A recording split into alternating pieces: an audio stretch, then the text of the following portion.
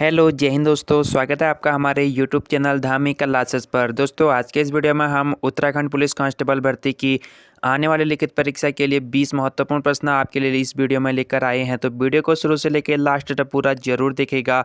और इस वीडियो में हमने सभी टॉपिक से मिक्स प्रश्न शामिल किए हैं, तो आपके आगामी परीक्षा के लिए बहुत ज़्यादा महत्वपूर्ण रहेंगे। तो सभी प्रश्न के ऑप्शन आपको देखने को मिल जाएंगे। तो साथ ही साथ आप अपनी तैयारी देखने के लिए टेस्ट भी लगा सकते हैं कमेंट बॉक्स पे, और लास्ट में आपको अपना टोटल स्कोर कमेंट जरूर करना है। तो चलिए वीडियो को स्टार्ट करते हैं। तो देखिए पहला प्रश्न आपके सामने है, कार्तिकेयपुर राजवंश के किस शासक ने परम भटनागर महाराज धीराज परमेश्वर की उपाधि धारण की थी? ऑप्शन है बसनेत देव, निम्बर, राजदेव, शक्तिदेव। तो चलिए बताइए इस प्रश्न का सही उत्तर। आपको ज़्यादा टाइम नहीं दिया जाएगा, आपको मेरे से पहले टेस्ट लगा लेना है और लास्ट में आपको टोटल स्कोर कमेंट करना है, इसका आपको ध्यान में रखना है। तो चलिए बताइए इस प्रश्न का सही उत्तर। तो चलिए यहाँ पे इस प्रश्न का सही उत्तर है ऑप्शन ए बसनेत देव। चलिए बढ़ते हैं अगले प्रश्न पे। प्रश्न संख्या 2 है, भारतीय संविधान के किस अनुच्छेद में लोकसभा के गठन के संबंध में प्रावधान किया गया है? ऑप्शन है अनुच्छेद 81, अनुच्छेद 331, उपयुक्त दोनों, उपयुक्त में से कोई नहीं। तो बताइए इस प्रश्न का सही उत्तर। भारतीय संविधान के किस अनुच्छेद में लोकसभा के गठन के संबंध में प्रावधान किया गया है? तो इस प्रश्न का सही उत्तर हो जाएगा ऑप्शन सी उपयुक्त दोनों। चलिए बढ़ते हैं अगले प्रश्न पे। प्रश्न संख्या 3 है, कंप्यूटर की भौतिक बनावट कहलाती है। तो बताइए कंप्यूटर की भौतिक बनावट क्या कहलाती है? ऑप्शन है सॉफ्टवेयर, हार्डवेयर, फर्मवेयर, ह्यूमनवेयर। तो बताइए इस प्रश्न का सही उत्तर, कंप्यूटर की भौतिक बनावट क्या कहलाती है? तो इस प्रश्न का सही उत्तर हो जाएगा ऑप्शन बी हार्डवेयर। चलिए बढ़ते हैं अगले प्रश्न पे। प्रश्न संख्या 4 है, मीनाक्षी मंदिर कहाँ पर स्थित है? चलिए बताइए मीनाक्षी मंदिर कहाँ पर स्थित है? ऑप्शन है मदुरई, महाबलीपुरम, रामेश्वरम, गुवाहाटी। तो बताइए मीनाक्षी मंदिर कहाँ पर स्थित है? तो इस प्रश्न का सही उत्तर है ऑप्शन ए मदुरई। बढ़ते हैं अगले प्रश्न पे। प्रश्न संख्या 5 है, टिहरी रियासत का भारतीय संघ में कब विलय हुआ? ऑप्शन है 1 अगस्त 1949, 15 अगस्त 1947, 20 जनवरी 1950, 26 जनवरी 1952। तो बताइए इस प्रश्न का सही उत्तर। तो टिहरी रियासत का भारतीय संघ में विलय 1 अगस्त 1949 को हुआ था। सही उत्तर ऑप्शन ए हो जाएगा 1 अगस्त 1949। बढ़ते हैं अगले प्रश्न पे। प्रश्न संख्या 6 है, गुरु नानक का शिष्य लहना आगे चलकर किस नाम से प्रसिद्ध हुआ? तो गुरु नानक सिखों के पहले गुरु थे, तो उनका शिष्य लहना आगे चलकर किस नाम से प्रसिद्ध हुआ, ये आपको बताना है। ऑप्शन है अमरदास, अंगद, रामदास, अर्जनदास। तो बताइए इस प्रश्न का सही उत्तर। तो इस प्रश्न का सही उत्तर है ऑप्शन बी अंगद। बढ़ते हैं अगले प्रश्न पे। प्रश्न संख्या 7 है, चुंबकीय डिस्क पर किस पदार्थ की परत होती है? बताइए चुंबकीय डिस्क पर किस पदार्थ की परत होती है? ऑप्शन है iron oxide, phosphorus pentoxide, magnesium oxide, sodium peroxide. तो चलिए बताइए चुंबकीय डिस्क पर किस पदार्थ की परत होती है? तो यहाँ पर इस प्रश्न का सही उत्तर है ऑप्शन ए आयरन ऑक्साइड। चलिए बढ़ते हैं अगले प्रश्न पे। प्रश्न संख्या 8 है, राज्य विधानसभा का गठन संविधान के किस अनुच्छेद के तहत किया जाता है? चलिए इम्पोर्टेंट क्वेश्चन है। ऑप्शन है अनुच्छेद 163, अनुच्छेद 169, अनुच्छेद 170, अनुच्छेद 174। तो बताइए राज्य विधानसभा का गठन संविधान के किस अनुच्छेद के तहत किया जाता है? तो इस प्रश्न का सही उत्तर है ऑप्शन सी अनुच्छेद 170। चलिए बढ़ते हैं अगले प्रश्न पे। प्रश्न संख्या 9 है, केदारनाथ को प्राचीन ग्रंथों में किस नाम से संबोधित किया गया है? चलिए आसान और इम्पोर्टेंट है, बताइए केदारनाथ को प्राचीन ग्रंथों में किस नाम से संबोधित किया गया है? ऑप्शन है मृगतुंग, केदारा आश्रम, तपोभूमि, उपरोक्त में से कोई नहीं। तो चलिए बताइए इस प्रश्न का सही उत्तर। तो इस प्रश्न का सही उत्तर है ऑप्शन ए मृगतुंग। प्रश्न संख्या 10 है, निम्नलिखित में से कौन वेक्टर मात्रा या वेक्टर क्वांटिटी है? चलिए तो बताइए निम्नलिखित में से कौन वेक्टर मात्रा है? ऑप्शन है बल, चाल, ऊर्जा, तापमान। तो चलिए क्या आप आंसर किया आपने?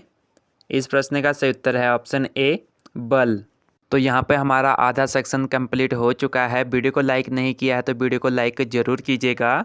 और हम आपको अलग अलग टॉपिक से प्रश्न इसलिए करवाते हैं ताकि आपको पढ़ने में ज़्यादा बोरिंग ना लगे। तो चलिए बढ़ते हैं अगले प्रश्न पे। प्रश्न संख्या 11 है, पूर्वी घाट एवं पश्चिमी घाट पर्वत श्रेणियों का सम्मिलित स्थल है। ऑप्शन है पालनी पहाड़ी, नीलगिरी पहाड़ी, अन्नामलाई पहाड़ी, शेवराई पहाड़ी। चलिए इम्पोर्टेंट क्वेश्चन है, बताइए पूर्वी घाट एवं पश्चिमी घाट पर्वत श्रेणियों का सम्मिलित स्थल है तो कौन सा है? तो इस प्रश्न का सही उत्तर है ऑप्शन बी, नीलगिरी पहाड़ी। चलिए बढ़ते हैं अगले प्रश्न पे। प्रश्न संख्या 12 है, उत्तराखंड में प्राचीन ऐतिहासिक स्थान जो कत्यूरी राजाओं का मुख्य स्थान भी रहा है। चलिए बताना है आपको उत्तराखंड का प्राचीन ऐतिहासिक स्थान जो कत्यूरी राजाओं का मुख्य स्थान भी रहा है। ऑप्शन है दूनागिरी, बागेश्वर, द्वाराहाट, जागेश्वर। चलिए बताइए इस प्रश्न का सही उत्तर।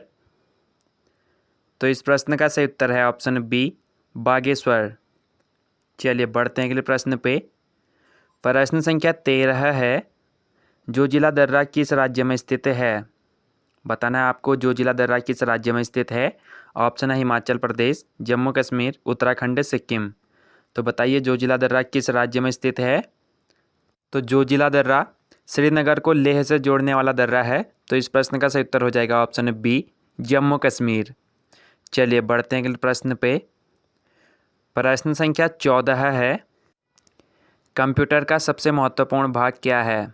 चलिए बताइए कंप्यूटर का सबसे महत्वपूर्ण भाग क्या है। ऑप्शन है CPU, कीबोर्ड, डिस्क, प्रिंटर। तो बताइए कंप्यूटर का सबसे महत्वपूर्ण भाग क्या है?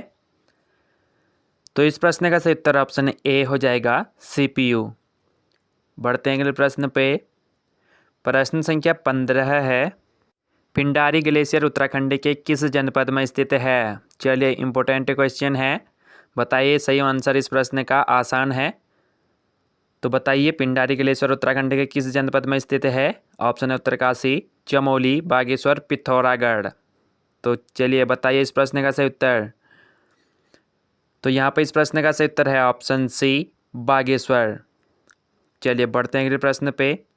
प्रश्न संख्या 16 है, रडार का आविष्कारक कौन था? चलिए बताना है आपको रडार का आविष्कारक कौन था। तो रडार का उपयोग आसमान में स्थित किसी भी वस्तु का दिशा, दूरी, चाल, ऊंचाई का पता लगाने के लिए इसका उपयोग किया जाता है। तो रडार का आविष्कारक कौन था? ऑप्शन है Robert Watson, Fleming, Bushnell, Austin. तो बताइए रडार का आविष्कारक कौन था? तो इस प्रश्न का सही उत्तर ऑप्शन ए हो जाएगा, रॉबर्ट वाटसन। चलिए बढ़ते अगले प्रश्न पे। प्रश्न संख्या 17 है, बौद्ध धर्म ग्रहण करने वाली पहली महिला कौन थी? चलिए इम्पोर्टेंट है, बताइए बौद्ध धर्म ग्रहण करने वाली पहली महिला कौन थी। ऑप्शन है यशोधरा, महामाया, महाप्रजापति गौतमी, बिंबा। तो बताइए बौद्ध धर्म ग्रहण करने वाली पहली महिला कौन थी? तो इस प्रश्न का सही उत्तर ऑप्शन सी हो जाएगा, महाप्रजापति गौतमी। तो गौतम बुद्ध ने जो है बौद्ध धर्म का संस्थापक है, ये आपको ध्यान में रखना है। चलिए बढ़ते हैं अगले प्रश्न पे। प्रश्न संख्या 18 है, चिपको आंदोलन उत्तराखंड के किस जिले में शुरू हुआ था? ऑप्शन है उत्तरकाशी, टिहरी, चमोली, पौड़ी। तो बताइए चिपको आंदोलन उत्तराखंड के किस जिले में शुरू हुआ था? तो इस प्रश्न का सही उत्तर ऑप्शन सी हो जाएगा, चमोली। चलिए बढ़ते हैं अगले प्रश्न पे। प्रश्न संख्या 19 है, गुप्त राजवंश किस लिए प्रसिद्ध था? चलिए गुप्त राजवंश किस लिए प्रसिद्ध था? ऑप्शन है कला एवं स्थापत्य, साम्राज्यवाद, राजस्व एवं भूमिकर, साहित्यिक कार्यों का संरक्षण। तो बताइए गुप्त राजवंश किस लिए प्रसिद्ध था? तो इस प्रश्न का सही उत्तर हो जाएगा ऑप्शन ए, कला एवं स्थापत्य।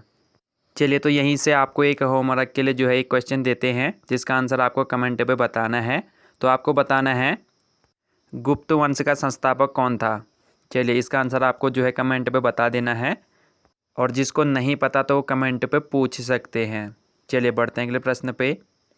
प्रश्न संख्या 20 है, CPU का क्या अर्थ है? तो CPU का अर्थ आपको बताना है। ऑप्शन है central processing unit, control program unit, central program unit, control program usage. तो बताइए CPU का क्या अर्थ है? तो CPU का अर्थ सेंट्रल प्रोसेसिंग यूनिट होता है। सही उत्तर ऑप्शन ए हो जाएगा, सेंट्रल प्रोसेसिंग यूनिट।